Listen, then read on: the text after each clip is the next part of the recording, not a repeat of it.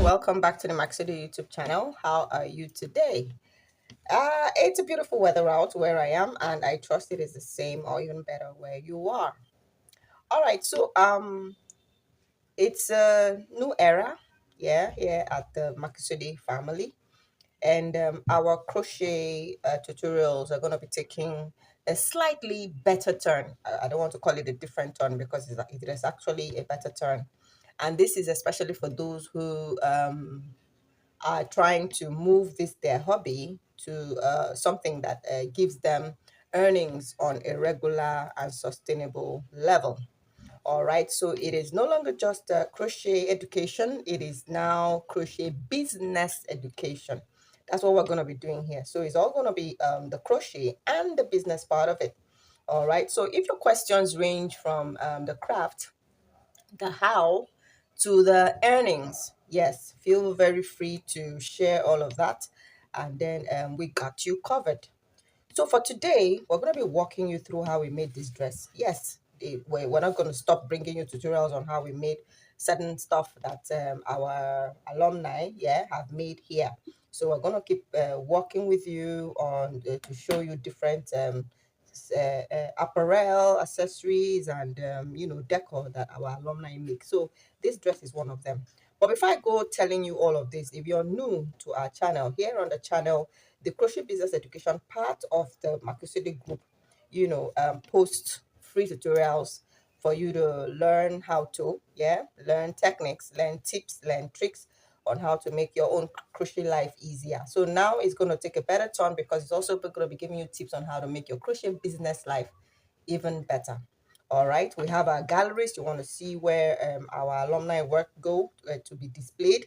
We display them on the Maxude weddings page on Instagram. Yeah, we have those galleries up on Instagram. For wedding day apparel, you can find those at Maxude weddings, right? And then for everyday corporates, casuals, and accessories and the rest, you find all of that on Maxude models. So yes, do well to follow those Instagram handles. Yeah, follow them, like them, share them, yeah, and let people know about it all. Then as far as your crochet business life is concerned, you would like to follow the main page at Makisode. Yeah, that's the main page. All of your business education questions are answered on there. But yeah, especially for you, you can ask your crochet business questions here, and I will be happy to answer them. All right. So how did this dress work out? My space, I moved a little with my family, so my workspace is a little tight. So I'm gonna make do with what I have. I still have to teach you this. So I'm gonna be doing some illustration before I bring the dress back.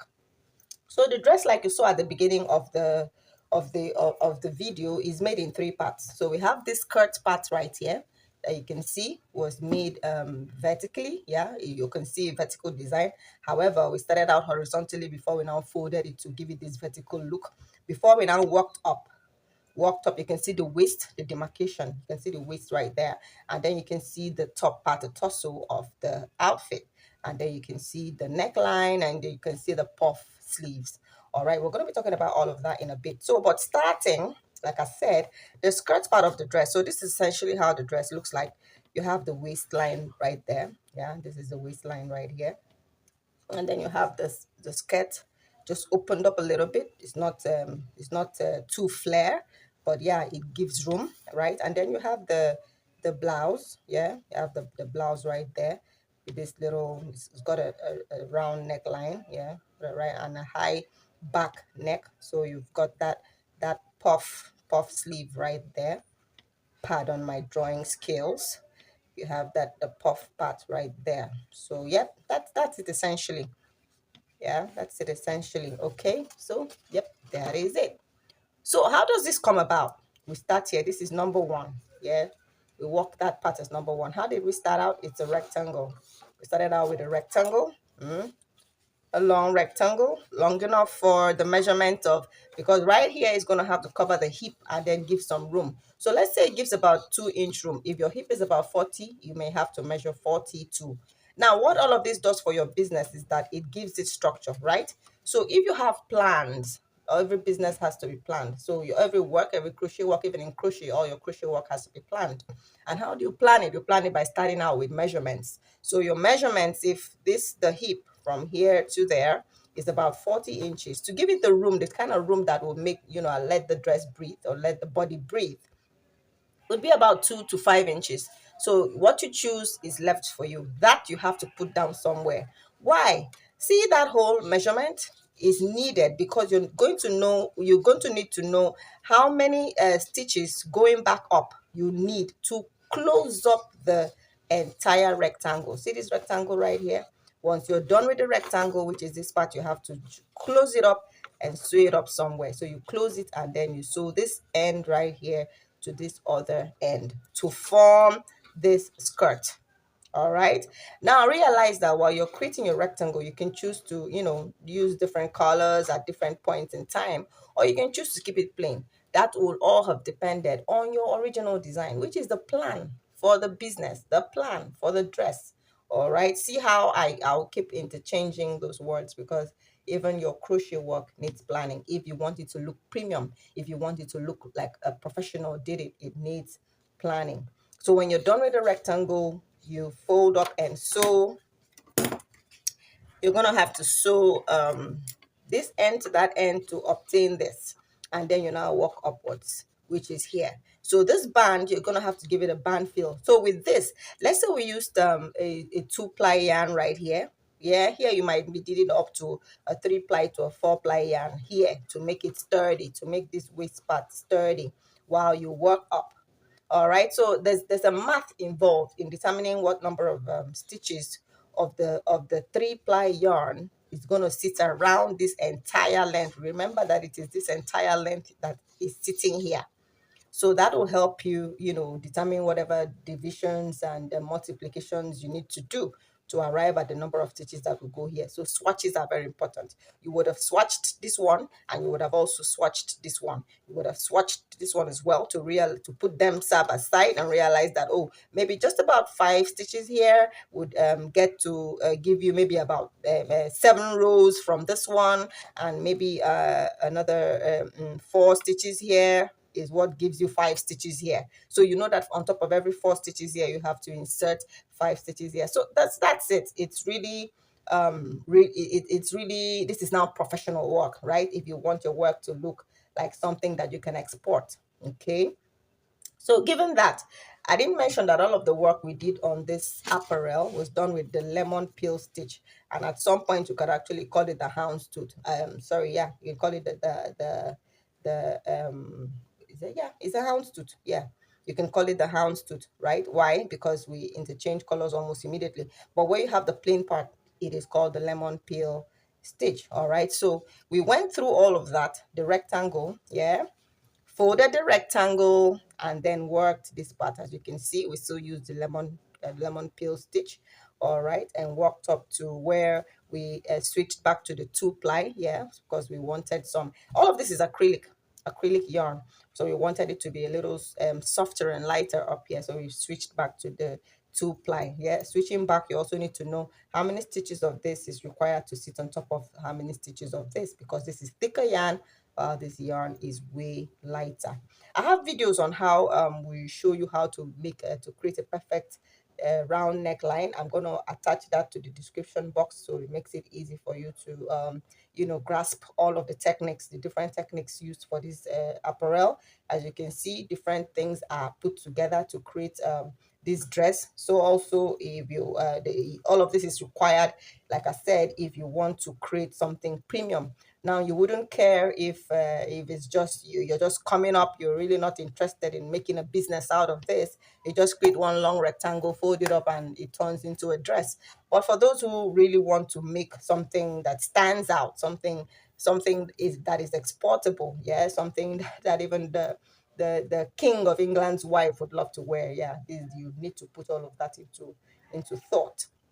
So yeah, you will you if you are a regular here, you would know that we have all of the videos that show you these things. So I'm going to be attaching them in the description box. So lemon peel all the way to the neckline. Yeah, you know, as usual, you get here if you want to create a perfect neckline. About 3.5 inches to the end of the shoulder, right? You stop there and then start doing your reductions just a little bit, yeah, to get up to the shoulder spot. Okay. Now for the armhole, you would have had, you have your measurements for the armhole. So for the armhole, essentially you need to, we worked our sleeves with the V stitches. All right, so you would be required to determine how many V stitches can sit into this measurement. This measurement is it measures 7 inches from top here to this point. So that means all around it's going to be measuring 14. So you're going to have to determine how many V stitches can sit in there. Then because you want it to be puff, right, you now insert your extras. Realize that you're going to need to take the measurement of the bicep, because this part right here is the measurement of the bicep, maybe plus a millimeter, for example, for room. Okay, so that you'll also be required to know, because at some point you're going to have to pinch this entire width. So let's say I don't know, maybe 50 V stitches were supposed to take you for the 7 inches. You probably would have increased it to about maybe 70 to 80 V stitches to obtain this puff. You're going to have to snatch everything back to whatever measurement this is. It could be 8 for some people, 8 inches, I mean, it could be 9 for some people, but you are the one that's going to have to take that measurement and do the work. All right.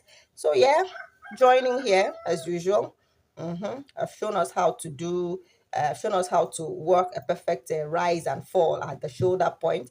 I'm going to be attaching that video, right? And then as far as colors go, that's up to you. Everything here was done in a family of peach and orange, for example. So we have a lighter shade of peach here, we have a darker shade of peach here, and then we now wrapped it all up with orange.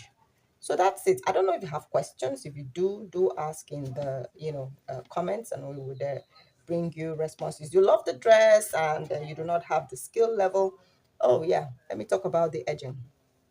Now remember that our rectangle, yeah, remember that our rectangle, because we walked this way and had to fold back, right? We you're going to experience some form of it usually looks like this part of the stitches, right? You see that when they are these are the rows, right? And then these are the what they call it now, the side. You're going to realize that sometimes the side looks as though it got wider than the actual body. The sides get wider than the actual body. So if you measure inside the body, you're going to have a certain measurement, and then it increases by maybe about half a centimeter, and sometimes it could be also half an inch. So yeah, you're going to have to tie all of that back in. So let's say, for example, see that length, yeah, coming back to that length, back to measurement, back to structure, back to plan. All right, so the entire length was supposed to be 42 inches, remember? Yeah, it was supposed to be 42 inches or 44. By the time you're done and you measure in here, from this point to this point, you probably have your 44.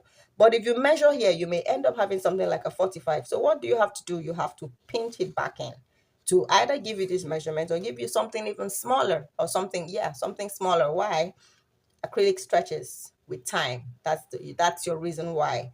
All right, so which means you have to now edge it, which is what we did right here. If it were cotton yarn, we probably would not need to do all of that, but because it is acrylic, we had to pinch. What do we use in pinching? We pinched with single crochet stitches. So maybe for every 5 rows of this lemon peel, we insert 4 single crochet stitches. We worked that for a few rows, as you can see there, and then we edged with chains and slip stitches. You can see that chain and slip stitch and chain and slip stitch right there to give it this beautiful complete finished look. So yeah, as I was saying, you have the you are new to crochet, you love the dress, you'd like it, yeah, do let us know in the comments. We'll have one of us work it for you for a fee.